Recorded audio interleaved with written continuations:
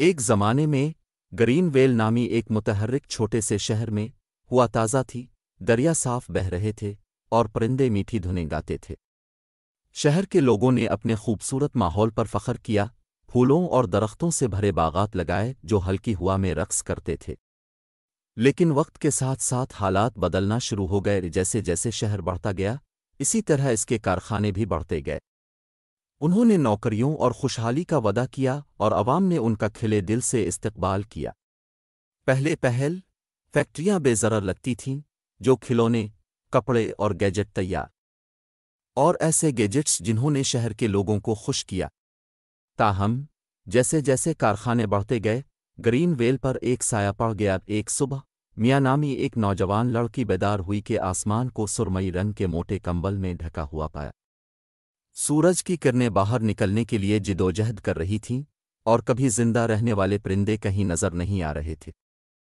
فکر مند میاں نے اپنے شہر کو تلاش کرنے اور دیکھنے کا فیصلہ کیا کہ کیا ہوا ہے۔ سڑکوں پر چلتے ہوئے اس نے دیکھا کہ اس کے باغ کے پھول اپنے متحرک رنگ کھو چکے ہیں اور وہ دریا جو چمکتا تھے۔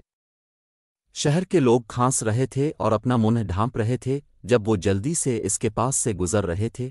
ان کے چہرے پریشانی سے چھلک رہے تھے۔ جوابات تلاش کرنے کے لیے پرعزم میاں نے فیکٹری ڈسٹرکٹ کا رخ کیا۔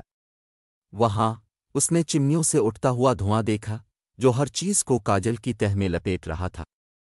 دریا اب بچوں کے کھیلنے کی جگہ نہیں رہی تھی، یہ کچرے کا ڈمپنگ گراؤنڈ بن گیا تھا۔ دل شکستہ میاں جانتی تھی کہ اسے اداکاری کرنی ہے۔ اس نے اپنے دوستوں کو اکٹھا کیا اور اپنے خدشات بتائے۔ انہوں نے اپنے گھر کو متاثر کرنے والی آلودگی پر بات کرنے کے لیے ٹاؤن میٹنگ کی میزبانی کرنے کا فیصلہ کیا۔ اپنے دلوں میں جذبے کے ساتھ میاں اور اس کے دوستوں نے آلودگی کے خطرات اور ان کے ماحول کو نقصان پہنچانے کے بارے میں بتایا۔ ان کی حیرت کی وجہ سے بہت سے شہر کے لوگ اس میں شامل ہوئے، اپنے اپنے تجربات اور خدشات کا اشتراک کیا۔ انہوں نے محسوس کیا کہ اگر وہ گرین ویل کو بچانا چاہتے ہیں تو انہیں مل کر کام کرنے کی ضرورت ہے۔ کمیونٹی نے ریلی نکالی، صفائی کے دنوں کا اہتمام کیا، درخت لگائے اور فیکٹریوں پر سخت ضابطوں کی وکالت کرتے ہیں۔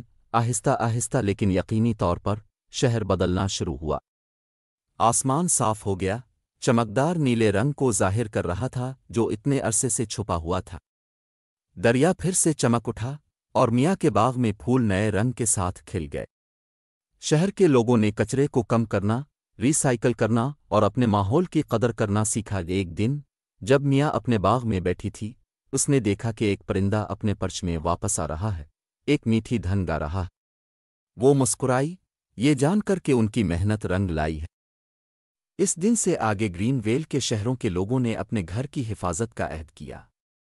وہ سمجھتے تھے کہ آلودگی خاموشی سے پھیل سکتی ہے، لیکن وہ مل کر ایک ایسا مستقبل بنا سکتے ہیں جہاں فطرت پروان چڑھے اور ہوا دوبارہ تازہ ہو۔